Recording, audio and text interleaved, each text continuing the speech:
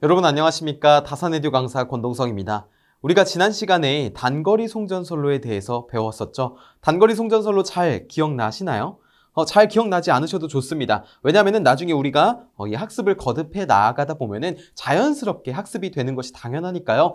너무 지금 당장 이해가 되지 않는다고 해서 겁먹으실 필요나 걱정하실 필요는 없습니다. 저와 함께 꾸준히 나아가시면 좋은 결과 있으실 거니까 끝까지 함께 해주시면 좋겠습니다. 자, 준비되셨죠? 이번 시간에는 중거리 송전선로와 장거리 송전선로 그리고 송전 용량이라든지 아니면 송전 전압을 구하는 공식들에 대해서 한번 알아보겠습니다. 자, 떠나겠습니다. 자, 제가 이렇게 그림을 간단하게 그려놓았는데 이 그림이 무엇이냐면요. 바로 중거리 송전선로의 개요도, 그러니까 등가회로라고 보시면 되겠습니다. 지금 중거리 송전선로는 이런 식으로 생겼는데요. 자, 우리가 단거리 송전선로에서는 길이가 짧기 때문에 집중 정수 회로였고 선로 정수 중에서도 이 네 가지 중에서도 두 가지만 취급을 했었죠. 뭐였죠? R과 L만 취급을 했었죠. 자, 중거리 송전선로도 똑같이 수십 킬로미터의 선로이기 때문에 집중 정수 회로로서 취급하게 됩니다. 그리고 선로 정수는 R, L, C만 고려해주게 되는 거예요. 자, 그렇기 때문에 여기를 R, L, C만 고려를 해주고 이거 무슨 회로라고요? 집중 정수 회로라고요. 자, 그래서 지금 제가 이렇게 그림을 그려놓았는데 자, 이거 기호가 저항인 것을 알 수가 있고요. 그렇죠? 저항, 그리고 여기는 L, 여기는 C인 것을 알 수가 있습니다. 그래서 한번 적어볼까요? 자, R, L, C, 여기도 R, L 이렇게 적을 수가 있어요. 이러한 것으로 등가 회로를 그릴 수가 있고, 자, 우리가 이쪽에서 보낸다고 했을 때 뭘 보내요? 송전단 전류. 자, 이쪽은 받는 쪽에 전류니까 IR이라고 하고 여기는 IS라고 하는 겁니다. 자, 그 다음에 여기는 송전단 측의 대지, 여기 밑에가 대지라고 보시면 돼요. 대지 간의 전압이다 라고 해서 ES라고 표현할 겁니다. 자, 여기는 수전단 측의 대지 전압이다 라고 해서 R이라고 표현을 할 겁니다. 자, 그 다음에 우리가 추가로 알아야 될 것은 바로 이 부분인데요. 자, 보시면 R과 L이 어떻게 연결이 되어 있냐면 직렬로 연결이 되어 있습니다. 그래서 여기를 직렬 임피던스 Z라고 할 거고요. 이쪽도 마찬가지로 Z가 되겠죠. 자, 그럼 이 부분을 볼까요? 이 부분은 어떻습니까? 여긴 직렬이지만 여기는 지금 병렬로 접속이 되어 있죠. 자, 이것을 우리가 병렬 어드미턴스 Y라고 할 겁니다. 그래서 이 부분은 Z, 이 부분은 Y라고 볼 거예요. 자, 그리고 우리가 회로 이론에서 배웠던 4단자 정수를 좀 떠올리면은 자, A라고 하는 것은 무엇입니까? A라고 하는 것은 바로 전, 앞, 이득이 되겠죠. 자, 그 다음에 B라고 하는 것은 무엇입니까? 임피던스, 요소가 될 겁니다. 자, 그 다음에 C라고 하는 것은 무엇입니까? 라고 했을 때는 어드미턴스 요소가 되고요. 자, 마지막으로 D라고 하는 것은 전류 이득이 되겠습니다. 자, 그래서 우리가 이 4단자 정수를 꼭 기억을 해주셔야 되는데 요것들이 요 중거리 송전선로부터 이제 송전단 전류와 송전단 전압을 식으로 나타낼 건데 어떻게 나타낼 수가 있냐면 자, 이 S라고 하는 것은 송전단 전압이죠. 자, A에다가 수전단 전압을 곱해준 거에 B에다가 수전단 전류를 곱해준 걸 더해주는 형태로 쓸 거고요. 자, 그 다음에 송전단 전류 IS라고 하는 것은 어드미턴스 요소의 송전단 전압을 여기가 지금 수전단 전압을 이렇게 곱해준 거고 자, 그 다음에 여기를 DIR이라고 표현을 해줄 겁니다. 다 되셨나요? 자, 이러한 형태로 할 거고 A가 전압 이득, B가 임피던스 요소, C가 어드미턴스 요소, D는 전류 이득이라고 할 겁니다. 자, 그리고 우리가 4단자 정수에서 특징이 있었죠. 자, 어떤 특징이죠? 선형적인 조건이 있었어요. 자, 4단자 정수가 A, B, C, D가 있을 때 우리가 여기다 적어볼까요? A, D, B, C는 1이라는 조건을 만족을 했고요. 자, 그 다음에 만약에 대칭 구조이다. 그러니까 대칭이라는 건 뭐예요? 우리가 거울을 딱 보면 우리 저 거울 속의 모습과 내 모습이 같잖아요. 그렇죠? 자, 그것처럼 반대편에 이렇게 대칭 구조를 가지는 거. 가운데를 기준으로 대칭 구조를 가지는 거. 이 경우에는 이 전압 이득과 전류 이득이 같다는 것을 나타냅니다. 그래서 여러분은 꼭 이것을 기억해 주시면 될 것 같아요. 4단자 정수. 이번 파트를 배울 때요. 자, 그러면은 방금 제가 대칭 구조라고 했는데, 자, 중거리 송전선로를 대칭이라고 판단을 하고, 대칭 구조를 만들기 위해서 두 가지 형태의 회로가 나오게 됩니다. 첫 번째는 무엇이냐면 T형 회로예요. 자, 두 번째는 무엇이냐면요, 파이형 회로입니다. 자, T는 말 그대로 임피던스와 어드미턴스의 형태가 알파벳 T의 형태와 같다라고 해서 T형 회로고요. 파이형 회로는 파이의 모양과 같다라고 해요. 파이형 회로입니다. 어렵지 않죠? 자, 그럼 T형 회로부터 한번 볼까요? T형 회로. 자, 1번. 이제 사단자 정수를 배울 때 중거리 송전선로의 사단자 정수를 배울 때 자, T형 회로부터 한번 보자고요. 그림을 좀 크게 한번 그려보겠습니다. 자, T형 회로는 지금 제가 옆에 그렸던 등가 회로와 모양이 유사합니다.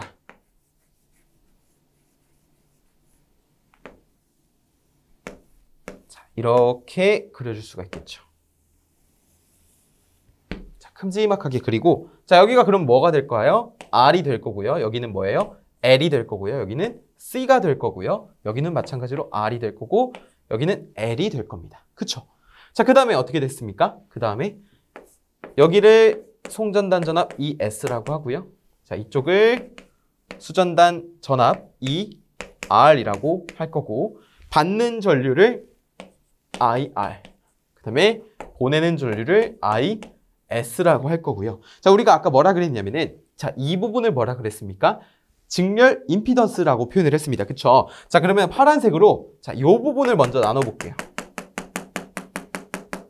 자, 이 C는 포함하지 않고 자, 이렇게만 보시면 지금 이 파란색 점선 부분에는 뭐만 존재하냐면 R과 L만 존재합니다. 그쵸? 자, 이것을 합쳐서 Z라고 했습니다. Z. 근데 지금 이 어드미턴스, 그러니까 C를 기준으로 지금 왼쪽이, 양쪽이 어떻죠?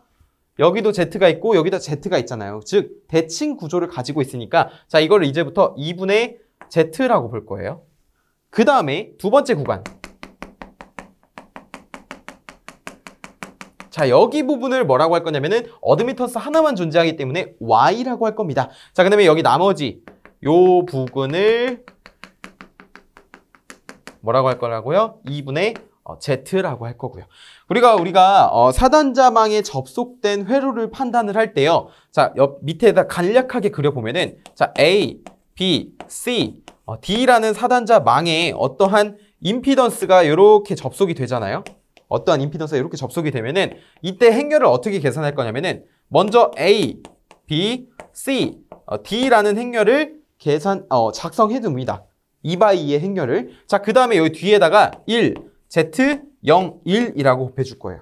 자, 여기서 A는 전압이득, D는 전류이득인데 둘이 대칭이니까 1로 같고 자, 그 다음에 Z는 임피던스 요소인데 여기 임피던스 요소 하나만 존재하니까 Z에다가 어드미턴스 요소는 현재 없기 때문에 0이라고 표현해 준 겁니다. 그러면 만약에 여기가 임피던스가 아니라 어드미턴스 요소 여기가 이렇게 가고 있는데 자, 이쪽 가운데에다가 이렇게 어드미턴스 요소가 있다고 해볼게요. 그러면은 어떻게 되겠어요? 1, 0, 어드미턴스 1. 이러한 형태로 계산할 겁니다. 그때 우리가 요 행렬을 계산할 때는 자, 이렇게 곱해주고 이렇게 곱한 거 더하고 그 다음에 이렇게 곱해주고 이렇게 곱한 거 더하고 이런 식으로 계산을 할 겁니다. 자, 그 다음에 이러한 형태를 이제 회로이론에서 행렬 계산을 좀 학습을 했고요. 자, 그 다음에 전력공학에서 그것을 그대로 적용하면 어떻게 되냐면 자, 파란색에 있는 행렬로 나타내 보겠습니다. 자, 그러면은 여기에 뭐가 되겠어요? 지금 1, 2분의 Z, 0, 1이 되겠죠. 파란색 부분, 첫 번째 파란색. 자, 두 번째 파란색 부분 보면은 어드미턴스만 존재합니다. 1, 0, 어드미턴스 1. 자, 그럼 세 번째는 똑같이 여기랑 똑같겠죠? 1, 2분의 Z, 0, 1이 됩니다. 자, 이것을 계산하면은 우리가 알 수 있는 사단자 정수값이 나오게 되는데요. 자, 이것을 계산하면은 이렇게 돼요. 2분의 Z, Y 그리고 여기를 Z 1 플러스 4분의 Z, Y 그 다음에 어드미턴스 요소는 그냥 Y 여기는 똑같이 A와 D는 같으니까 2분의 Z, Y 이러한 형태로 나타내질 겁니다. 자, 그러면은 우리가 이 T형 회로에서 사단자 정수를 지금 구한 거랑 마찬가지입니다. 이게 A, 요게 B, 요게 C, 요게 D예요. 그럼 우리가 요 방정식을 나타낼 때, 그쵸? 어떻게 바꿀 수가 있겠어요? 여기 옆에 적어보면은, 자, 이 S라고 하는 것은 AER인데, 여기 1 플러스 2분의 ZY가 될 거고요. 이쪽에 ER이 곱해질 거고, 플러스, 이번에는 임피던스 요소를 곱해줘야겠죠? 그러면 여기가 Z에다가 1 플러스 4분의 ZY에다가 IR을 곱한 형태가 될 겁니다. 맞습니까? 자, 그 다음에 송전단 전류 IS라고 하는 것은 무엇입니까? Y에다가 그냥 이 R을 더해주게 되고요. 자, 이쪽에 이제 전류 이득 그대로 적어주면 되겠죠? D, 그 다음에는 2분의 ZY, IR 이렇게 나타낼 수가 있는 겁니다. 여러분, 이게 T형 회로에서의 송전단 전압, 송전단 전류를 나타내는 전력 방정식이 되는 겁니다. 그럼 여러분 이런 거 어디서 구했냐면은 요 계산을 통해서 구했어요. 근데 요 방법도 있지만 우리가 회로 이론에서 배웠던 그냥 사단자 정수 구하는 그런 방법도 있을 겁니다. 1 플러스 Z3분의 Z1 이런 방법도 있지만 전력공학에서 이렇게 그냥 직관적으로 좀 학습하시는 것이 좋아서 제가 이 행렬 계산 방법을 들고 온 거고요. 원하시는 방법으로 계산하는 건 아무렇게나 결과값만 동일하면 상관없습니다. 자, 그래서 우리가 전력 방정식을 이렇게 계산을 해놓고요. 제가 파이형 회로 금방 그려올게요. 네, 파이형 회로는 지금 이것과 같이 생긴 것을 파이형 회로라고 하는데요. T형 회로에서 마찬가지로 대칭 구조를 가지고 있습니다. 자, 이것을 기준으로 어때요? 지금 이쪽과 이쪽이 서로 대칭이죠. 마찬가지로 전압이득과 전류이득이 서로 동일할 수밖에 없고요. 자, 제가 아까 그렸던 것처럼 여기도 똑같이 송전단 측 전압이 되겠고, 자, 이쪽은 똑같이 수전단 측 전압이 될 겁니다. 자, 그럼 여기 받는 쪽에 전류니까 IR이 될 거고요. 자, 이쪽은 보내는 쪽에 전류 IS가 될 겁니다. 자, 그 다음에 여기는 R이 될 거고, 여기는 L이 될 거고, 여기는 C가 될 거고, 여기도 C가 될 거예요. 자, 여기까지 되셨나요? 자, 그 다음에 우리가 임피던스와 어드미턴스를 한번 나눠보자고요. 자, 여기는 R과 L이 서로 직렬로 연결이 되어 있기 때문에 직렬 임피던스 Z라고 할 겁니다. 하나만 있으니까. 자, 그런데 이걸 대칭으로 보면은 C는 지금 어드미턴스예요. 여기도 어드미턴스예요. 그러니까 어드미턴스가 지금 하나, 두 개 있으니까. 그쵸? 자, 여기를 2분의 Y라고 볼 수 있습니다. 자, 여기도 마찬가지로 2분의 Y라고 놓을 수가 있어요. 그래서 2분의 Y, Z, 2분의 Y의 형태로 있는 것이고, 자, 우리가 이것을 행렬로 나타내면 다음과 같이 나타낼 수 있겠죠? 처음에 이 부분을 먼저 보겠습니다. 이 부분은 지금 어드미턴스만 존재하죠? 자, 그러면은 1, 0, 2분의 Y, 1 이렇게 쓸 수가 있겠고, 자, 두 번째 행렬에서는 지금 임피던스 요소만 존재하기 때문에 1Z, 0, 1 이렇게만 나올 수 있겠습니다. 그쵸? 자, 이쪽은 마찬가지로 첫 번째와 동일하게 1, 0, 2분의 Y, 1 이렇게 될 겁니다. 자, 이거 어떻게 계산하나요? 라고 했을 때는 이 1과 1 곱해주고 한 번만 해볼까요? 그냥 아까 T형 회로에서는 한번 여러분께 말씀을 안 드리고 그냥 계산을 했었는데 여기서 한번 요 앞에 행렬만 계산을 한번 해보죠. 자, 1과 1을 곱하면 무엇입니까? 1이 되고요. 더하기 지금 0 곱하기 0이니까 여기는 그냥 표시 안 해주게 되고, 자, 그 다음에 1 곱하기 Z와 0 곱하기 2를 더해주면 Z만 적게 되겠죠. 그럼 여기가 Z가 될 겁니다. 다시. 여기가 아니죠. 이쪽에, 오른쪽에 Z만 될 겁니다. 자, 그 다음에 2분의 Y와 2를 0과 곱한 것을 서로 더해주게 됩니다. 그럼 여기가 2분의 Y만 남게 되고요. 자, 또 2분의 Y와 Z만 곱해주고 여기를 더해주면은 이번에는 1 플러스 2분의 ZY가 되겠네요. 그러면 1 플러스 2분의 ZY가 될 겁니다. 자, 여기까지 되셨나요? 자, 그럼 뒤에 뭐가 있어요, 지금? 1, 0, 2분의 Y, 1이 될 겁니다. 그쵸? 자, 그러면은 이것을 계산하면은 어떠한 값이 나오는지 한번 확인을 해보면요. 아까 전에 파이형 회로와 이제 T형 회로를, 아까 전에 T형 회로죠. T형 회로와 파이형 회로는 동일하게 전압이득과 전류이득이 같습니다. 그래서 A와 D는 서로 1 플러스 2분의 ZY로 똑같은 반면에 우리가 이제 임피던스 요소와 어드미턴스 요소의 차이가 있게 되는데요. 이번에는 Z만 이렇게 임피던스 요소에 존재하게 되고 어드미턴스 요소는 Y에다가 1 플러스 4분의 ZY의 형태를 나타내 주게 됩니다. 그러면 아까 전에 T형 회로와 비교했을 때 어떻습니까? 여기는 동일한데 여기만 바뀌었죠, 서로. 위치가 바뀐 게 아니라 성분이 좀 바뀌었습니다. 그러면은 이거 지우고 T형과 파이형의 사단자 정수를 한 번에 한번 나타내 볼게요. 자, T형 회로. 이때 사단자 정수 어떻게 나타냈었죠? 1 플러스 2분의 ZY에다가 B는 뭐였어요? Z의 1 플러스 4분의 ZY였고요. 여기는 그냥 Y. 여기 D 전류이득은 1 플러스 2분의 ZY라고 표현을 했죠. 그쵸? 자, 이렇게. 자, 그럼 이것을 전력 방정식으로 어떻게 나타내냐면 이 S라고 하는 것은 저기 A, ER 한 번에 그냥 A를 바꿔서 적어보죠. 저 옆에 거랑. 자, 1 플러스 2분의 ZY ER 더하기 B는 뭐예요? Z의 1 플러스 4분의 ZY IR이라고 표현할 수가 있고요. 자, 그 다음에 IS라고 하는 것은 어떻습니까? 여기는 그냥 Y였죠. 이렇게 Y, ER 더하기 이번에는 똑같이 전류이드 1 플러스 2분의 ZY IR 제가 이렇게 YY 하다 보니까 자꾸 왜 물어보는 걸로 오해하실 수도 있어요. 그렇게 하시면 안 돼요. 자, 그 다음에 이번에는 파이형 회로입니다.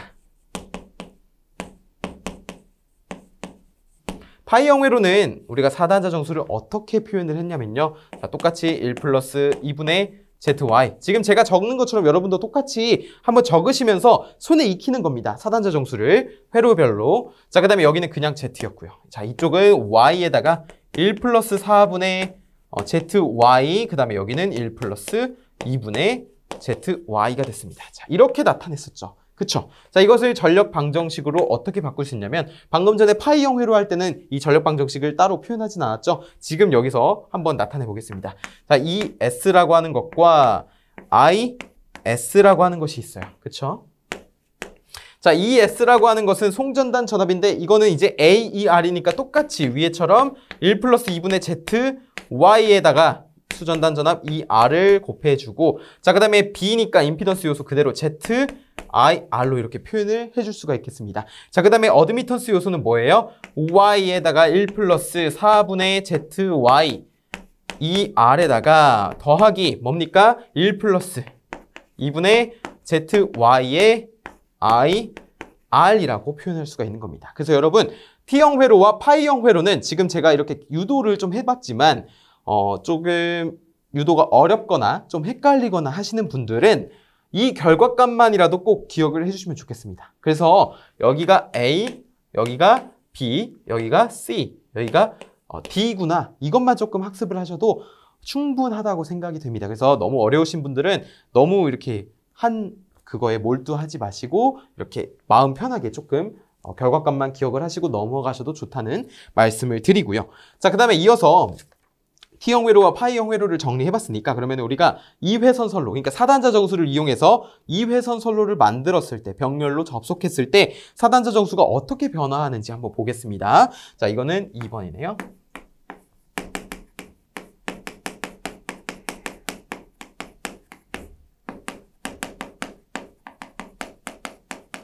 이회선 선로의 병렬 접속입니다. 자, 이거는 그렇게 어려운 개념이 아닙니다. 쉽게 이해하실 수 있을 것 같아요.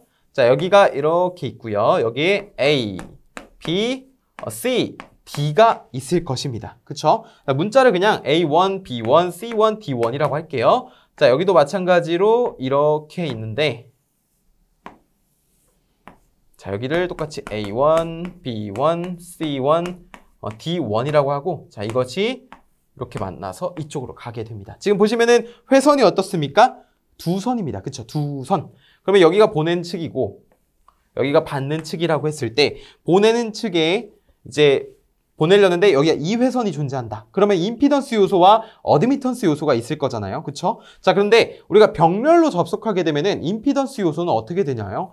2배로 감소하게 되죠. 그러니까 2분의 1배가 되죠. 왜냐면은 우리가 저항도 똑같은 저항을 접속하면 어떻게 돼요? 절반 수준으로 감소하죠. 그쵸? 자, 그런데 만약에 어드미턴스는 어떻게 해요? 임피던스는 똑같이 접속을 하면 감소했는데 어드미턴스는 어떻습니까? 임피던스의 역수잖아요. 그러면은 임피던스가 2분의 1배가 됐으면 어드미턴스는 자연스럽게 2배가 됩니다. 그렇죠? 그렇기 때문에 만약에 이 회선을 이렇게 2회선으로 병렬로 접속하게 된다면 요 임피던스 요소, 그러니까 우리가 사단자 정수가 B가 있을 때 요것을 여기에 만약에 2회선으로 이렇게 늘렸다 라고 한다면 2분의 1 수준으로 떨어진다는 겁니다. B1이 2회선 늘리게 되면은 원래 있던 임피던스 요소보다 절반으로 떨어진다는 소리고, 자, 그 다음에 어드미턴스 요소는 2회선으로 늘리게 되면은 이게 뭐예요? 2C가 된다는 겁니다. 기존의 어드미턴스 요소보다 2배 증가한다. 그럼 만약에 거꾸로 이번에는 2회선에서 1회선으로 바꿨어요. 그럼 어떻게 될까요? 요거는 2배 증가하게 되겠고 요거는 2분의 1로 줄어들게 되겠죠. 자, 그렇기 때문에 우리가 2회선 선로의 병렬 접속 시 사단자 정수는 전압이득과 전류이득은 변화가 없지만 심지어 대칭 구조이기 때문에 A와 D는 항상 같지만 대칭일 때는 B와 C는 이러한 변화 관계를 갖는다라는 것이 핵심이 되겠습니다. 자, 그 다음에 무부하 충전 전류를 볼게요. 무부하 충전 전류는 부하가 없다는 겁니다. 그쵸? 그러면은 어떻게 되냐면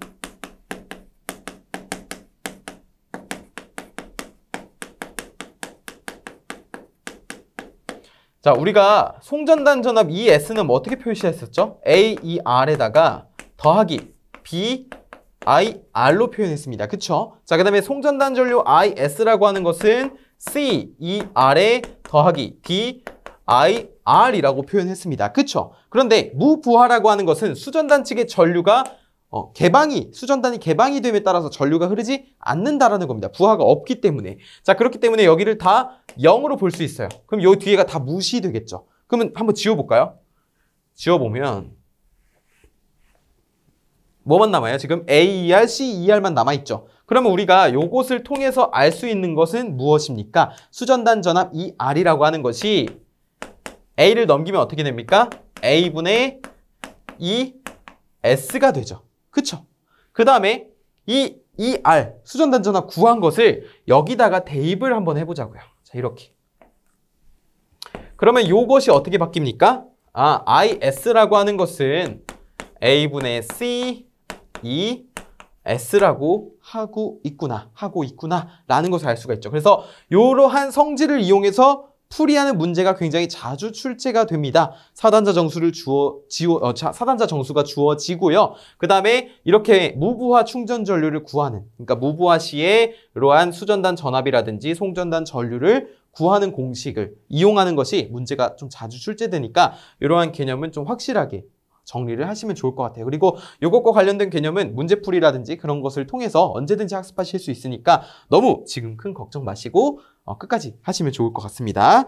자, 우리 보시면은 개념 확인 한번 볼까요? 자, 중거리 송전 선로에서는 사실 이러한 문제도 있지만 기본적으로 사단자 정수에 대해서 물어보는 문제가 굉장히 자주 출제되기 때문에 자, 특히 아까 전에 선형 구조 기억나시죠? 선형 구조랑 대칭 구조에서 A와 D는 같다.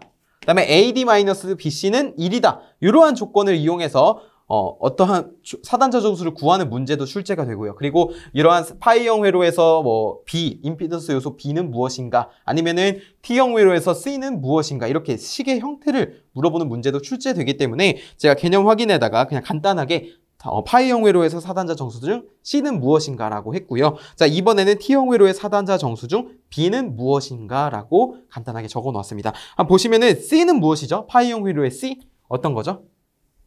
Y의 1 플러스 4분의 ZY. 그쵸? 자, T형 회로의 사단자 정수 중 B는 무엇이죠?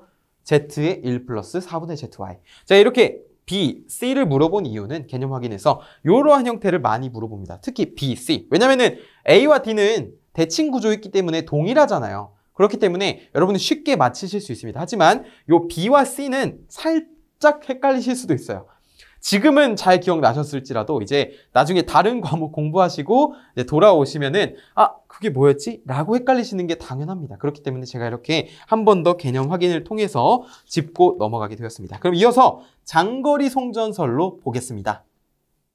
장거리 송전선로는 우리가 중거리, 단거리 송전선로와는 다르게 분포 정수 회로라고 합니다. 왜냐하면 길이가 굉장히 길기 때문에 이 선로 정수 R, L, C, G를 모두 다 고려해 주어야 하고요. 자, 그리고 선로가 길어서 그만큼 분포되어 있다. 선로 정수가 분포되어 있다라고 판단하는 것입니다. 자, 그래서 우리가 이러한 등가 회로가 반복되는 형태라고 보시면 되겠는데요. 자, 이 부분 R과 L이 있는 이 부분을 우리가 직렬 임피던스라고 놓을 수가 있게 되고요. 자, 그다음에 이 부분을 C와 G가 있는 부분을 병렬 어드미턴스라고 부르게 됩니다. 자, 그래서 이 부분을 Z라고 표현하고 이 부분을 어드미턴스 Y라고 표현할 거예요. 자, 그 다음에 우리가 이 송전단 전압 ES와 송전단 전류 IS로 나타낼 때는 어떻게 나타냈었죠? 4단자 정수 A, B, C, D가 각각 들어가야 됐습니다. 그렇죠? 자, 그런데 장거리 송전선로에서도 그러한 4단자 정수 A, B, C, D가 존재합니다. 다만 그것을 유도하는 과정이 굉장히 복잡하기 때문에 여러분께서는 이러한 유도 과정까지는 암기하실 필요가 없고요. 이러한 4단자 정수가 어떤 것에 해당이 되는지 결국에 그것에 의해서 이 송전단 전압과 송전단 전류가 어떻게 결정이 되는지 그것을 조금 판단해 주시는 것이 좋습니다. 자, 그래서 우리가 먼저 A 부분을 완성을 해볼 거예요. 자, 하이퍼블릭 코사인 조금 이제 명칭이 조금 어렵죠. 그렇죠? 자, 하이퍼블릭 코사인의 감마 L입니다. 자, 여러분 이거 R 아니에요. 우리 일반적으로 반지름을 나타낼 때 R이라고 표현하잖아요. 근데 감마는 뭐냐면요. 자, 이렇게 표현하는 게 감마입니다. R은 왼쪽에서 오른쪽으로 그리지만 감마는 오른쪽에서 왼쪽으로 그리는 거예요. 자, 그래서 이것을 감마라고 부르게 되고, 자, 이 감마가 나타내는 것, 도대체 뭔가요? 라고 하실 수 있죠. 지금 모르셔도 돼요. 제가 금방 설명드릴 거예요. 자, 그 다음에 B, 4단자 정수 B는 뭐죠? 임피던스 요소죠. 자, 그래서 여기가 Z0. Z0도 뭔지 모르잖아요. 괜찮습니다. 제가 곧 설명드리겠습니다. 자, Z0의 하이퍼블릭 사인의 감마 L이 됩니다. 자, 그 다음에 여기는 뭐예요? 어드미턴스 요소죠. 그러면 임피던스의 역수를 적어주고 Z0분의 1에다가 하이퍼블릭 사인 감마 L이 됩니다. 자, 마지막으로 D는요, 전류 이득이잖아요. 그런데 우리가 대칭회로에서 요 A와 D가 동일하기 때문에 우리가 여기를 똑같이 하이퍼블릭 감마 L이라고 표현을 해줄 수가 있는 것입니다. 자, 그 다음에 우리가 이제 각각의 Z0와 요 감마가 도대체 무엇인지 알아볼 필요가 있겠죠. 자, 먼저 Z0라고 하는 것을 알아보겠습니다. 자, Z0라고 하는 것은요, 특성 임피던스라고도 하는데 이것을 다른 말로 파동 임피던스라고 합니다. 뭐라고요? 파동 임피던스요. 송전단에서 전압과 전류의 B를 우리가 특성 임피던스라고 보시면 되겠는데요. 자, 그럴 때 이 특성 임피던스 Z0는 다음과 같이 구해집니다. 뭐라고요? Y분의 Z, 즉 어드미턴스분의 임피던스에다가 루트를 씌운 값을 우리가 특성 임피던스라고 규정한다는 것입니다. 자, 그런데 이 병렬 어드미턴스와 직렬 임피던스 어떻게 나타냈었죠? 자, 이것을 통해서 구해보면은, 자, 루트, 여기는 G 플러스 J 오메가 C 분의 여기는 R 플러스 J 오메가 L이었습니다. 자, 여기서 이 C와 L은 리액턴스이기 때문에 이렇게 J 오메가가 붙게 된 것이죠. 그쵸? 여기까지 되셨죠? 자, 이것의 단위가 뭐죠? 임피던스이기 때문에 옴이라고 놓을 수가 있겠습니다. 자, 이처럼 특성 임피던스는 송전선을 이동하는 진행파에 대한 전압과 전류의 B라고 보시면 돼요. 자, 여러분 이 특성 임피던스 Z0는 루트 Y분의 Z 굉장히 자주 나오니까 꼭 기억을 해주셨으면 좋겠습니다. 자, 이어서 전파정수 볼게요. 전파정수. 드디어 지금 Z0를 알아냈으니까 그러면 감마가 무엇인지 알아낼 필요가 있겠죠. 자, 전파정수 감마라고 하는 것입니다. 우리가 송전선로, 장거리 송전선로는 길이가 길기 때문에 진폭이 이렇게 진행파가 진행하면서 진폭은 감소하고 위상은 늦어지게 되는 이러한 것을 우리가 전파정수라고 하게 되고요. 이 전파정수라고 하는 것은 어떻게 구할 수가 있냐면 감마는 루트 Z Y라고 구할 수가 있어요. 자, 그런데 결국에 이것을 어떻게 나타낼 수 있죠? Z는 어떻게 표현하죠? R 플러스 J 오메가 L이죠. R 플러스 J 오메가 L이 되고요. 자, 그 다음에 어드미턴스 어떻게 표현하죠? G 플러스 J 오메가 C라고 놓을 수가 있을 겁니다. 그쵸? 자, 그러면 이것을 결국에 정리하면 어떠한 형태로 되냐면 이렇게 된다는 거예요. 자, 이것을 간단하게 표현하면은 알파 플러스 J 베타라고 표현이 된다는 겁니다. 자, 그런데 알파, 베타 이것이 무엇인지 알 필요가 있겠죠. 자, 알파라고 하는 것은 감쇄 정수로서 그 단위가요 네퍼 퍼 미터입니다. NP 네퍼라고 읽고요. 퍼 미터라고 표현을 합니다. 자, 그 다음에 베타라고 하는 것은요 위상정수예요. 위상정수. 제가 아까 전에 전파정수가 뭐라고요? 진폭이 감소하고 위상이 늦어지는 것을 나타낸 정수라고 표현했잖아요. 그렇기 때문에 이 감쇄 정수와 위상 정수로 구성이 되어 있고요. 위상 정수는 단위가 라디안 퍼 미터가 되겠습니다. 조금 두껍네요. 미터가 되겠습니다. 미터. 자, 단위는 꼭 기억을 하실 필요는 없지만 전파 정수가 위상과 감쇄 이러한 합으로 구성이 되어 있구나 라는 정도만 아셔도 충분하다고 생각을 합니다. 자, 그 다음에 4번 전파 속도를 볼까요? 전파 속도. 우리가 이제 전기 자기학에서도 이 전파 속도에 대해서 배우셨을 텐데요. 전파 속도 V라고 하는 것은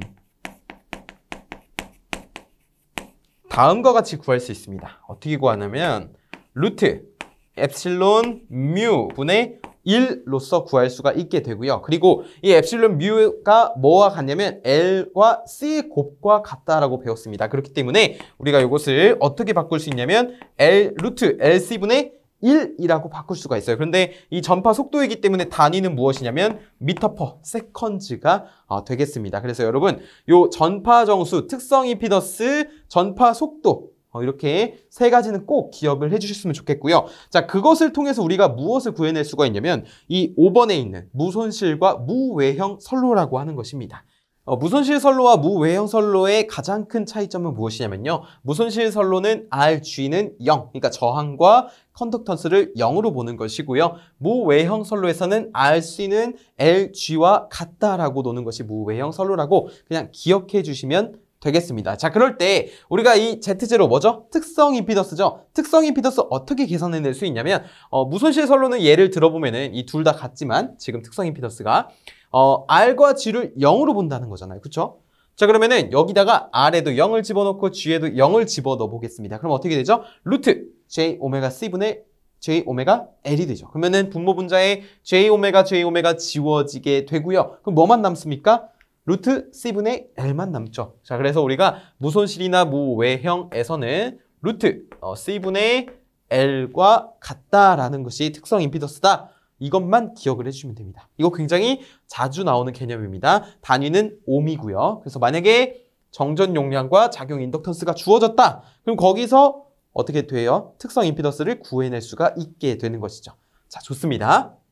자, 그 다음에 전파 정수 감마라고 하는 것은 어떻게 구할 수가 있을까요? 라고 했을 때는 R과 G를 0으로 본 게 뭐라고요? 무손실 선로라고 했잖아요. 그쵸? 자, 그러면은 전파 정수 어떻게 구하냐면은 알파 플러스 J 베타의 형태로 구합니다. 그쵸? 자, 그런데 우리가 여기서 좀 볼 수가 있을 것 같아요.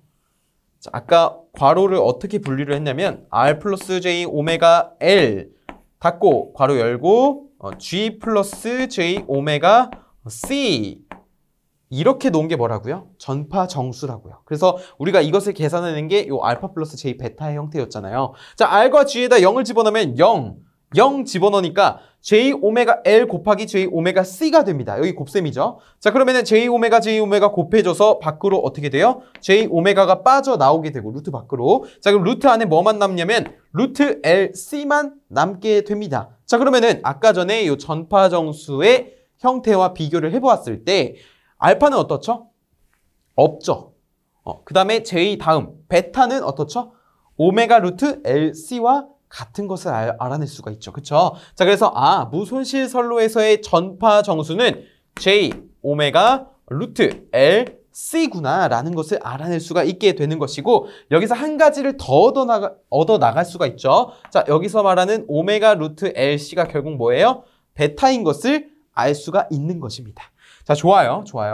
자, 그다음 이어서 무외형 선로에서의 전파 정수를 한번 보죠. 자, 그때는 0을 집어넣었지만 무손실에서는 R과 G에 0을 집어넣었지만 무외형은 RC는 LG와 같다라는 식을 이용해 줄 겁니다. 자, 요 식을 이용해서 우리가 계산을 해내게 되면은 무외형 선로에서는 루트 RG 플러스 J 오메가 루트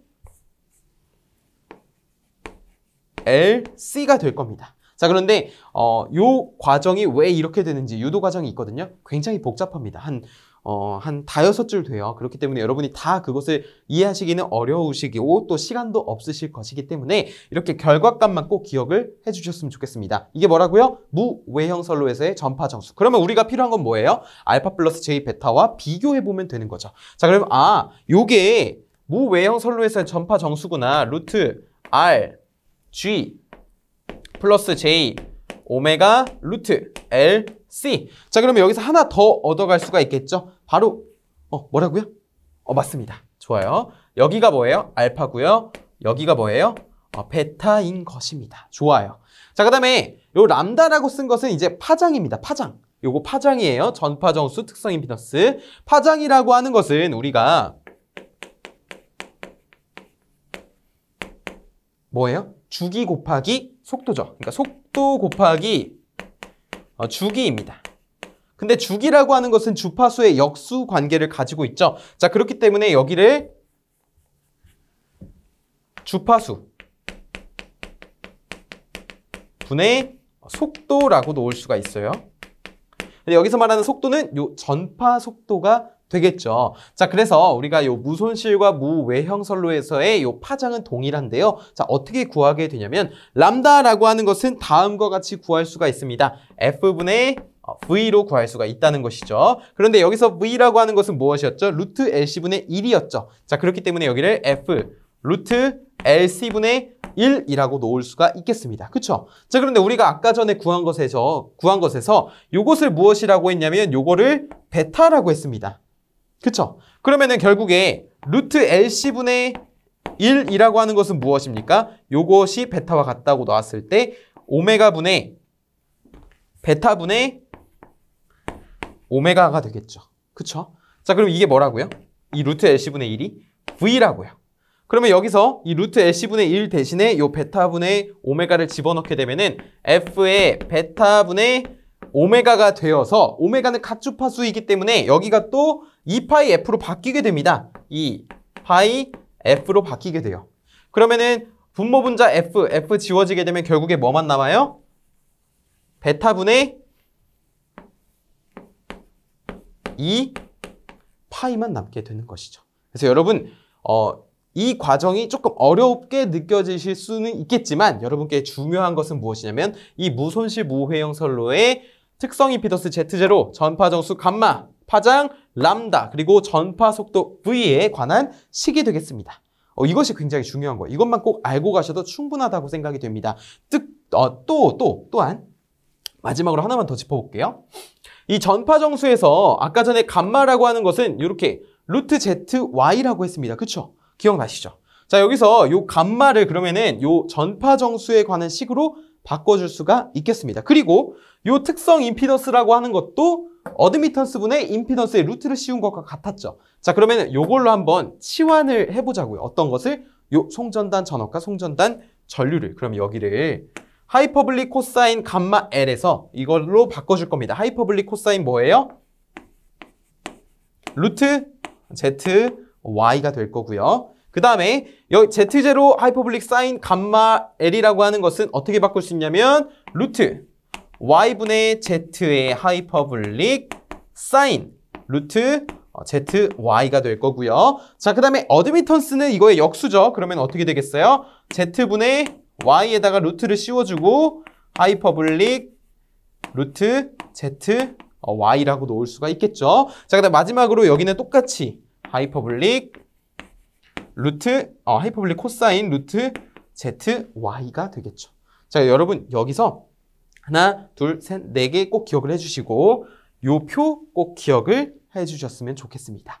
자, 이어서 6번의 인덕턴스와 정전 용량을 볼 텐데요. 우리가 이제 특성 임피던스도 구했고 전파 정수 이런 것도 구했잖아요. 그럼 인덕턴스와 정전 용량도 조금 더 간단하게 구해낼 수가 있습니다. 특히 장거리 송전 선로에서는요. 자, 그래서 여기를 인덕턴스와 정전 용량 볼게요. 자, 우리가 특성 임피던스 Z0라고 하는 것은 어떻게 구했었죠? 어드미턴스분의 임피던스에다가 루트를 씌운 값이라고 했습니다. 그쵸? 특히 그리고 무손실 선로에서는 이것을 어떻게 근사화했냐면 루트 C분의 L로서 근사화를 했습니다. 그쵸? 근데 우리가 작용 인덕턴스와 작용 정전 용량을 구했었습니다. 공식으로 구했던 거 기억나세요? L은 뭐였죠? 0.05 플러스 0.4605 로그 R분의 D. 그리고 C는 뭐였죠? 로그 R분의 D 분의 0.02413이었습니다. 그쵸? 작용 인덕턴스의 단위는 밀리헬리 퍼 킬로미터였고요. 작용 정전 용량의 단위는 마이크로페러 퍼 킬로미터였습니다. 그쵸? 자, 그 다음에 이 장거리 송전 선로에서는 우리가 0.05 플러스 0.460 로그 R분의 D인데 요 0.05라는 값이 요 뒤에 있는 0.460 로그 R분의 D라는 것과 비교했을 때 조금 값이 작습니다. 그래서 이것을 무시해 줄 수가 있어요. 그렇기 때문에 우리가 인덕턴스 C분의 L 요것을 어떻게 표현할 수 있냐면 루트를 좀 크게 쓰고요. 자, 여기다가 어떻게 적을 거냐면 이렇게 적을 거예요. 자, 0.4605 로그 R분의 D로 표현을 할 거고요. 자, 이것을 무엇으로 나눠주게 되냐면 로그 R분의 D 분의 0.02413이라고 놓을 거예요. 그런데 제가 아까 전에 앞서 말씀드렸는데 단위를 말씀드렸습니다. 그렇죠? 자, 이 인덕턴스의 단위 뭐라고요? 밀리헬리죠. 그렇기 때문에 그것을 10의 마이너스 3제곱이라고 할 수가 있죠. 헬리로 쳤을 때. 자, 그 다음에 요 정전 용량 단위도 굉장히 중요하죠. 마이크로페럿이었기 때문에 10의 마이너스 6제곱을 해줄 수가 있겠습니다. 그쵸? 자, 그래서 요 값을 한번 보면은 요 로그 R분의 D와 로그 R분의 D가 동시에 겹치기 때문에 그쵸? 그렇기 때문에 로그 밖으로 그러니까 루트 밖으로 빠져나올 수가 있어요. 자, 그러면 로그 R분의 D가 빠져나오고 그러면 루트 안에 뭐만 남냐면 0.02413 곱하기 10의 마이너스 6제곱과 분의 0.4605 곱하기 10의 마이너스 3제곱만 남아있어요. 근데 이것을 계산기로 계산해보면 그 값은 어떻게 되냐면 여기다 적어볼까요? 138이라는 값이 나오게 됩니다. 여러분, 그래서 이 특성 임피던스라고 하는 것이 138의 로그 R분의 D로서 정리가 된다는 거예요. 자, 그래서 이것을 옴으로 나타낼 수가 있고요. 여기서 말하는 R은 반지름, D는 등가 선간 거리가 되겠죠. 그러면은 요 값을 이용해서 우리가 인덕턴스도 간단하게 나타낼 수가 있고요. 정전 용량도 간단하게 나타낼 수가 있죠. 교재 보시면은 0.4605 로그 R분의 D를 뭐라고 할 수 있어요? 0.4605 곱하기 138 넘겨서 138을 넘겨서 138분의 Z0를 곱한 값과 같다라고 표현을 하고 있고요. 정전 용량도 어떻게 되죠? 138분의 Z0 분의 0.02413으로 구하는 것을 알 수 있습니다. 자, 이것을 개념 확인해서도 알아볼 수가 있는데요. 자, 먼저 첫 번째 문제 볼까요? 선로의 단위 길이당의 분포 인덕턴스를 L, 저항을 R, 정전 용량을 C, 누설 콘덕턴스를 각각 G라고 할 때 전파 정수는 어떻게 표현되는지 나타내시오라고 했는데요. 자, 우리 전파 정수 어떻게 나타낸다고 했죠? 루트 Z, Y라고 있습니다. 그렇죠? 그렇기 때문에 우리가 R 플러스 J 오메가 L 플러스 그 다음에 G 플러스 J 오메가 C 이런 걸로 나타낼 수가 있습니다. 자, 2번 파동 임피던스가 500옴인 가공송전선 1km당의 인덕턴스 L과 정전 용량 C를 구하라는 문제인데요. 자, 파동 임피던스라고 하는 것은 결국에 특성 임피던스와 동일한 말이라고 보시면 되겠습니다. 그래서 로그 R분의 D를 구하라고 했잖아요. 근데 방금 전에 이 특성 임피던스라고 하는 것은 138 로그 R분의 D라고 했기 때문에 우리가 문제에서 이게 주어졌죠. 500이라고. 그러면은 어떻게 구해요? 로그 R분의 D는 138을 넘겨서 138분의 500이라고 구할 수가 있는 것입니다. 자, 그러면 138분의 500이 이제 로그 R분의 D인 것은 알았으니까 그것을 이용해서 인덕턴스와 정전 용량을 구해낼 수가 있겠죠. 자, 인덕턴스는 여기 0.460 로그 R분의 D에다가 여기다가 138분의 500을 집어넣게 되잖아요. 그러면 그 값은 얼마가 나오냐면 1.67ml/km가 나오게 됩니다. 자, 물론 요거 계산하는 거 아니죠. 그때는 단위가 ml니까. 자, 그 다음에 여기도 마찬가지로 여기다가 138분의 500을 집어넣게 되면은 그 값은 0.0067 마이크로페라/km가 나오게 됩니다. 그때도 마찬가지로 요거는 계산해주지 않는 거예요. 자, 따라서 이렇게 개념 확인까지 마무리해봤고요. 자, 이어서 송전 용량 및 송전 전압 살펴보겠습니다. 네, 송전 용량 및 송전 전압인데요. 우리가 송전 용량이라고 하는 것은 단거리 송전선로인지 장거리 송전선로인지에 따라서 이러한 고려사항이 달라지게 됩니다. 한번 읽어볼까요? 자, 송전선로로 보낼 수 있는 최대 전력이 송전 용량이겠죠. 자, 단거리 송전선로에서는 전선의 허용 전류라든지 아니면 전압 강화만 좀 고려해주면 됩니다. 하지만 여기 장거리 송전선로는 길이가 길잖아요. 그렇기 때문에 고려해주는 게 조금 더 많아지게 되는데, 자, 먼저 송수전단 전압의 상차각이 적당해야 되고요. 자, 그다음에 조상 설비라고 해서 우리가 4장에서 배우겠지만 역류를 개선해주는 설비를 조상 설비라고 하게 되는데, 이 조상 설비 용량이 적당해야 되고, 자, 그다음에 송전 효율 또한 적당할 것이라고 되어 있습니다. 그래서 만약에 문장을 딱 읽어봤을 때 일단 말이 되는 것 같잖아요. 그렇죠? 뭔가 적당하다라고 하면은 뭔가 말이 되잖아요. 그렇죠? 우리가 일상생활에서도 좀 적당해 이거 말은 그냥 필살기 아닙니까? 사실. 그렇죠? 그래서 장거리 송전선로에서는 아무튼 송전 용량을 결정할 때 다음과 같은 고려사항이 있다. 자, 두 번째 송전 전력인데요. 자, 이 그림 많이 보셨죠? 우리가 전압 강화를 계산할 때 단거리 송전선로에서 전압 강화를 유도할 때 봤던 봤던 벡터도인데, 자, 여기는 지상 부하를 기준으로 좀 그려본 겁니다. 자, 여기 이 R이라고 해서 수전단 전압이 있고요. 그 다음에 이 S는 송전단 전압이에요. 자, 그럴 때 이 세타라고 하는 것은 전류와 전압 간의 각도라고 한다면, 이 델타, 빨간색으로 그린 델타라고 하는 것은 상차각입니다. 즉 송전단 전압과 수전단 전압의 상차각이라는 거예요. 자, 그런데 핵심은 여기입니다. 자, 이 부분의 길이를 좀 보셔야 되는데요. 우리가 일반적으로 이 길이를 봤을 때, 자, IX 벡터가 요거라고 했잖아요. 자, 이거의 코사인 세타가 요 길이입니다. 그쵸? 자, 그런데 요 빨간색 델타를 기준으로서도 말할 수가 있어요. 자, ES 사인 델타를 해주게 되면은 요 길이와도 같게 됩니다. 그래서 여기가 ES의 사인 델타와 같구나라는 것을 알 수 있게 되는 것이고요. 자, 우리가 일반적으로 지금 교재 그림에도 있지만 R과 X 그리고 ER, ES 수전단 전압이 나와 있죠. 송전단 전압과. 자, 그런데 일반적으로 송전선로에서는 R과 X를 비교했을 때 리액턴스가 굉장히 큰 것만 조금 명심을 해주시면 좋겠고, 자, 아무튼 우리가 일반적으로 한 상당 송전 전력을 나타낼 때 이것을 P1이라고 하게 된다면 여기에다가 전압과 전류의 곱으로 나타내 주어야겠죠. 자, 그러면 여기를 ER 곱하기 I의 코사인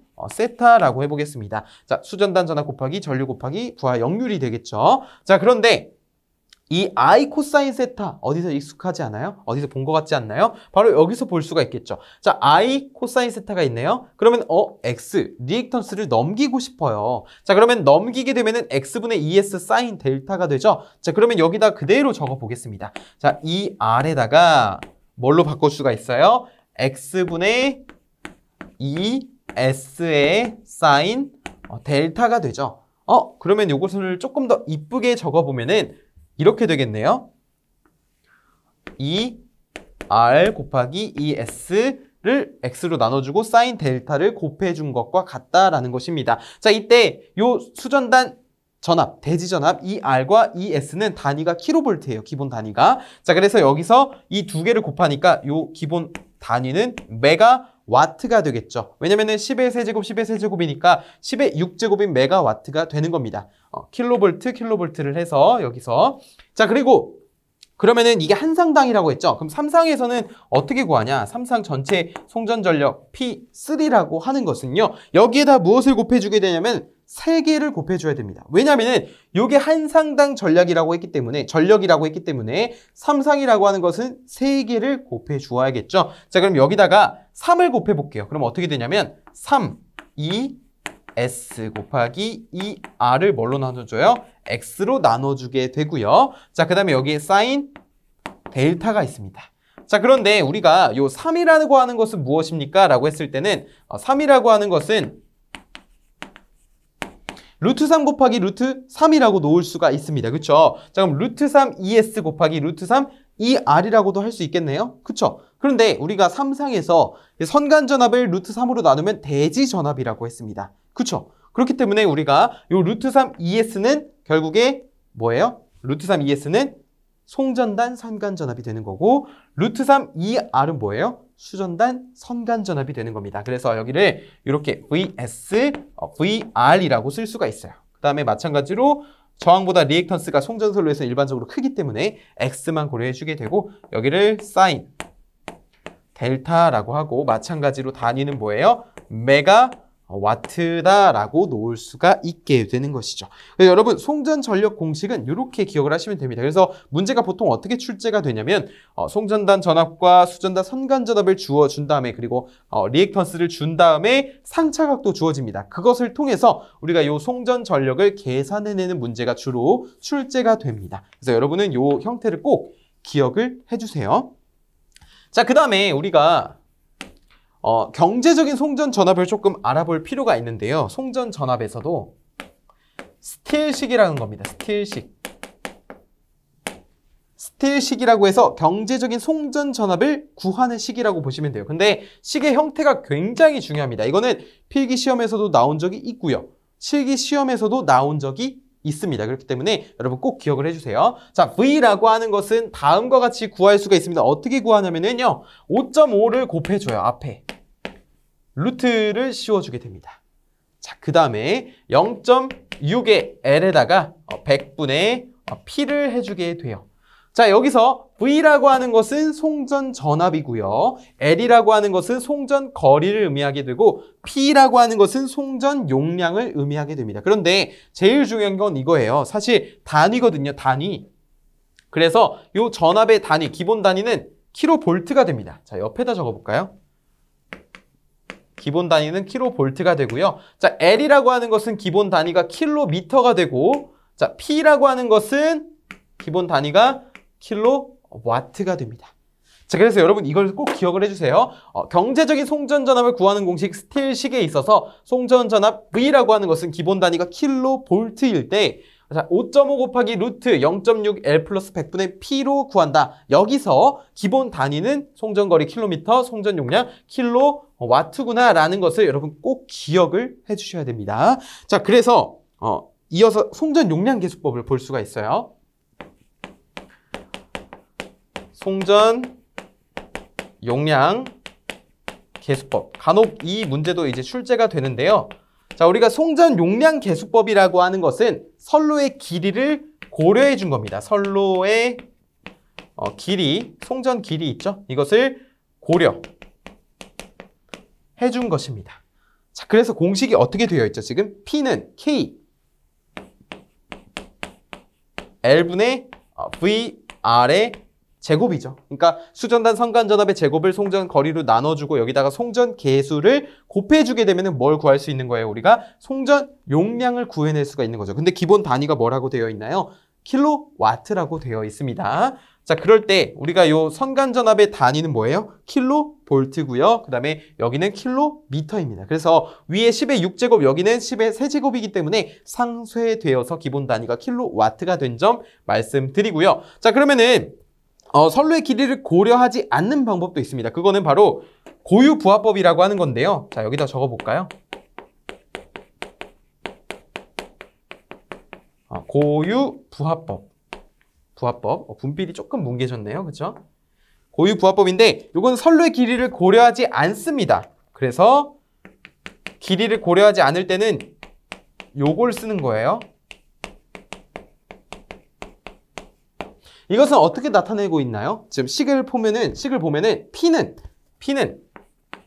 Z0 많이 봤죠? 자, Z0가 뭘까요? 특성 임피던스입니다. 자, 여기에다가 분의 VR의 제곱이라고 나타낼 수가 있게 되고 자, 우리가 Z0라고 하는 것은 어떻게 표현을 했었죠? 보통 무손실선로에서 루트 C분의 L이라고 표현을 했고요. 자, 그 다음에 마찬가지로 분자에는 VR의 제곱이라고 나타낼 수가 있겠습니다. 자, 이럴 때 기본 단위는 뭐냐면요. 메가와트입니다. 그런데 메가와트 회선이라고 보시면 돼요. 회선당. 자, 이렇게 표현을 해줄 수가 있게 되는 것입니다. 그리고 밑에 보시면 뭐 한상당 전력이라고 나와 있잖아요. 그리고 삼상 전력도 나와 있는데 자, 아까 전에 이렇게 한상당 전력, 삼상 전력 이런 계산한 것처럼 결국에는 대지전압으로 먼저 나타낸 것이 한상당 전력이고요. 그 다음에 선간전압으로 바꿔준 것이 삼상당 전력이 되겠고 결국에 주로 나오는 공식은 이 공식이다라는 것만 좀 기억을 해주셨으면 좋겠습니다.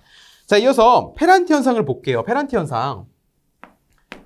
자, 페란티 현상이라고 하는 것은요, 이 장거리 송전선로는 길이가 굉장히 길기 때문에 이 선로에 흐르는 진상전류에 의해서 정전 용량에 의해서 흐르는 진상전류죠. 진상전류는 뭐예요? 전류의 위상이 전압의 위상보다 앞서게 되는 전류를 진상전류라고 합니다. 그렇죠? 이 진상전류에 의해서 만약에 무부하 또는 경부하, 가벼운 부하일 때 이 수전단 전압이 송전단 전압보다 높아지는 현상을 말합니다. 다시 장거리 송전선로에서 진상전류의 영향이 커서 무부하 시 또는 경부하 시에 수전단 전압이 송전단 전압보다 높아지는 현상을 우리가 페란티 현상이라고 한다는 거예요. 그래서 이 받는 쪽이 높으면 좋은 거 아닌가요? 라고 했을 때는 아닙니다. 왜냐면은 요 받는 쪽이 예를 들어 공장이다 라고 했을 때 이 기기들은 각각의 전격 전압을 가지고 있기 때문에 이 전격 전압을 초과해서 전압을 받게 된다면 굉장히 좋지 않은 결과를 초래할 수가 있겠죠.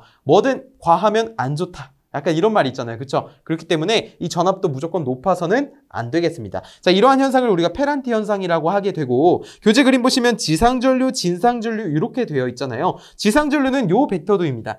진상전류는 이렇게 된다는 거예요. 진상전류 영향이 크면은 결국에 수전단 전압 벡터가 송전단 전압보다 커지게 되는 영향을 가져오게 되는 거죠. 그래서 우리가 페란티 현상의 방지 대책을 좀 꼽을 수가 있겠는데요. 이거 굉장히 중요합니다. 사실 페란티 현상에서 제일 중요한 것은 제가 맨 처음에 말씀드렸던 정의, 페란티 현상에 대한 정의가 굉장히 중요하고요. 거기서 제일 중요한 게 뭐라고요? 원인이 선로의 충전 전류 또는 진상 전류의 영향이 제일 크고요. 자, 방지 대책을 한번 볼게요. 자, 그것을 그럼 어떻게 막을 수 있냐라고 했을 때는 첫 번째, 분로 리액터를 설치하게 됩니다. 자, 우리가 4장에서 이제 분로 리액터에 대해서 배우겠지만 이 분로 리액터라고 하는 것은 쉽게 말해서 병렬 리액터라고 보시면 돼요. 분로 또는 병렬이라고 부르게 되는데 우리가 직렬 리액터가 아니라 병렬 리액터입니다. 이 분로 리액터는 무슨 역할을 하냐면 지상전류를 공급해서 이 진상전류를 상쇄시키는 거라고 보시면 되겠습니다. 그렇기 때문에 우리가 이 페란티 현상이 원인이 진상전류이기 때문에 그것을 상쇄시켜줌으로써 우리가 페란티 현상을 방지할 수 있게 되는 것이죠. 자, 그 다음에 두 번째는 무엇이냐면 동기조상기의 부종여자 운전입니다. 조상기의 부종여자 운전. 우리 동기조상기의 V곡선 있잖아요. 과여자, 부종여자 있잖아요. 그렇죠? 과여자 하면은 C의 역할을 하는 것이고 부종여자 하면 L로서 역할을 하는 것인데 여기는 이제 C에 의해서 페란티 현상이 발생하는 거니까 그것을 상쇄시키기 위해서 동기조상기를 부종여자를 해줌으로써 우리가 페란티 현상을 방지할 수 있게 됩니다. 자, 마지막으로 주파수와 전압 제어를 볼게요. 자, 주파수와 전압 제어는 각각 주파수는 유효전력으로 전압은 무효전력으로 제어가 가능합니다. 자, 주파수라고 하는 것은 보시면은 부하의 유효전력이 증가하면 회전수가 감소되고 주파수가 감소된다 써 있잖아요. 자, 이게 무슨 말이냐면은 부하의 유효전력이 증가한다는 것은 필요로 한다는 것이 많은 거예요.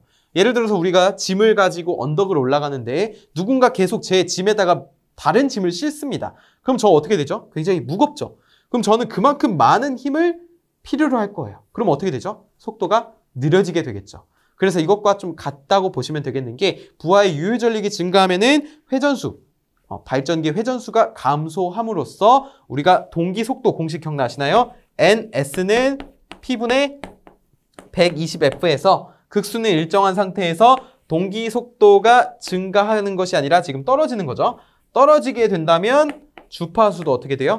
떨어지게 되겠죠. 자, 그렇기 때문에 우리가 주파수는 이렇게 부하의 유효전력이 증가하면 주파수가 감소하고 만약에 이 주파수가 너무 감소해서 이제 일정하게 유지를 해줘야 되는데 이거는 이제 발전기의 출력, 그러니까 회전수를 증가시키는 거죠. 출력을 증가시키면 회전수가 증가되고 결국에 회전수 증가하니까 뭐예요? 주파수도 증가하는 역할을 가져오겠더라. 그래서 여러분이 기억하셔야 될 거는 주파수 조정은 유효 전력으로 조정이 되는구나. 최근에도 출제된 적이 있습니다. 꼭 기억을 해주시고, 자, 전압 조정은 이제 반대로 무효 전력으로 조정이 가능한데, 자, 조상 설비라고 하는 것은 전력, 그러니까 역류를 개선해서 무효 전력을 공급해 줌으로써 역류를 개선하는 거예요. 그렇기 때문에 우리가 역류를 변화시켜서 전압 강화 또한 변화시킬 수 있게 되는 겁니다. 전압 강화가 달라지면 어떻게 되죠? 제가 예를 들어서 100V를 보냈는데 중간에 10을 깎아 먹으면 저쪽에서 90V를 받았었는데, 전압 강화가 줄어들게 됨으로써 제가 100을 보냈는데 5만 깎였어요. 그러면 저쪽에는 95V를 받게 되는 것이니까 결국에 전압을 조정할 수가 있게 되는 것입니다. 자, 추가적으로 발전기에 여자 전류 제어도 있고요.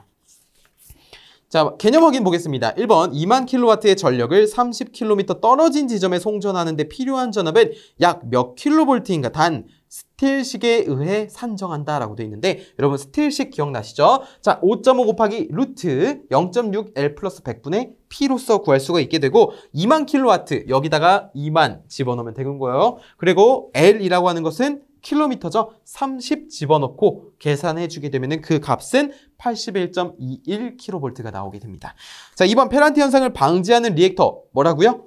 불로 리액터 또는 병렬 리액터. 좋습니다. 자, 마지막으로 다음 설명을 읽고 옳으면 O, 틀리면 X를 하시오라고 했는데요. 자, 페란티 현상은 동기조상기를 과여자시키면 방지할 수 있다라고 했는데, 과여자인가요?